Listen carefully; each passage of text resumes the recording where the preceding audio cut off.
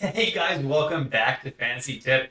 Julian here for the second episode of my pre-season content. Like I said in my last episode, guys, I'm so excited to be back and filming videos for you guys once again. And the upcoming 2024-25 season promises to be a really great year. If you haven't noticed already, guys, I now have a YouTube subscription button, so go ahead and click that button if you want your very own Excel spreadsheet draft guide where I list all of my players and their rankings so you guys can have the best possible fantasy draft. Be sure to do that or follow me on Patreon as you guys have done in the past. Either or, and you'll get access to exclusive features including that draft guide as well as early videos. And during the preseason, I do upload a lot of videos early. I pre-record a lot of videos. I'll upload them to release on a specific date. So definitely something that you're going to want as well. Now in this video, guys, we're going to be talking about my hits and my misses from my preseason last year.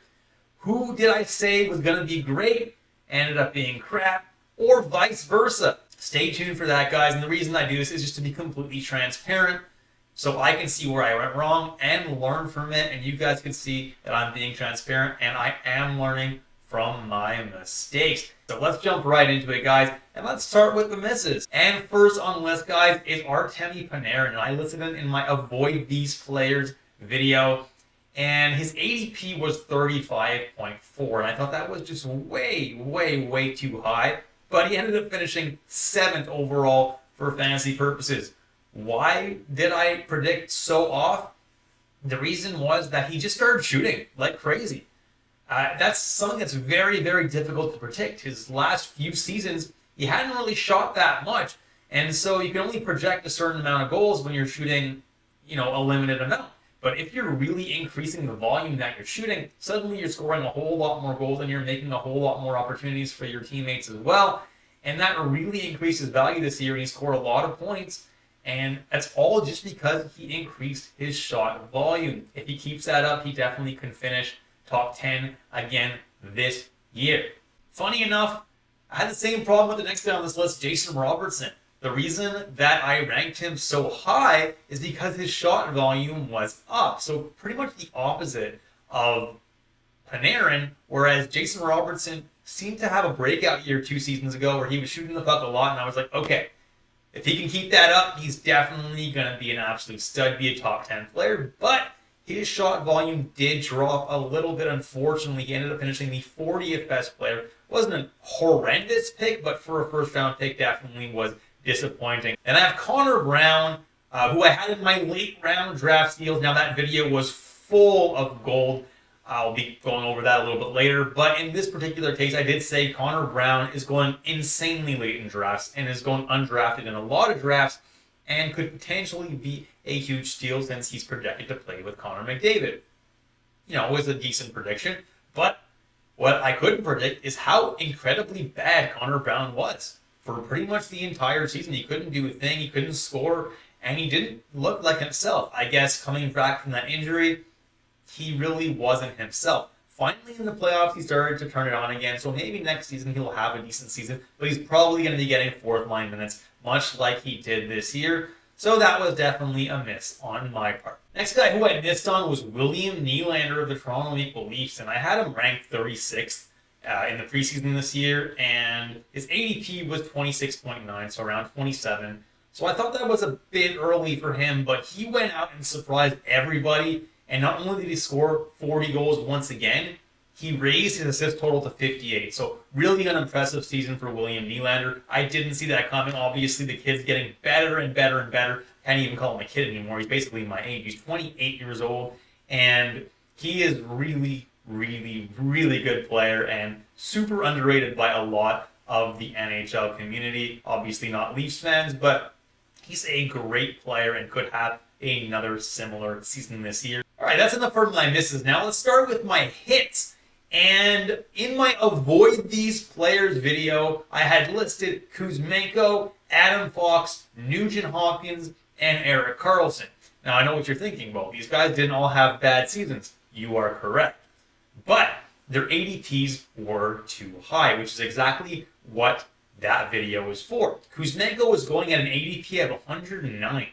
He ended up finishing at 312. I just thought that shooting percentage was way inflated and that there was no way he was going to sustain it. I was right. He even got traded because he was so bad. And then he did start letting it up a little bit in Calgary, but definitely still wasn't worth drafting him as high as he went. Adam Fox was being drafted at an ADP of 29.3 and finished at a rank of 77. So definitely wasn't worth it if you drafted Adam Fox at a high last year. Hopefully you listened to me. Nugent Hopkins had come off an insane year where he scored 100 points and was ranked 33.8 in his ADP, and I just thought that was way too high. There was no way he was going to replicate that. And he finished as the 109th best fantasy player, so hopefully you listened to my avoid this player and didn't draft him. Same with Erik Karlsson, was going way too high at 39.6. I was very adamant that you guys do not draft Erik Karlsson, especially not that high. And he ended up finishing as the 127th best fantasy player, so I really hope that you guys listened on that one.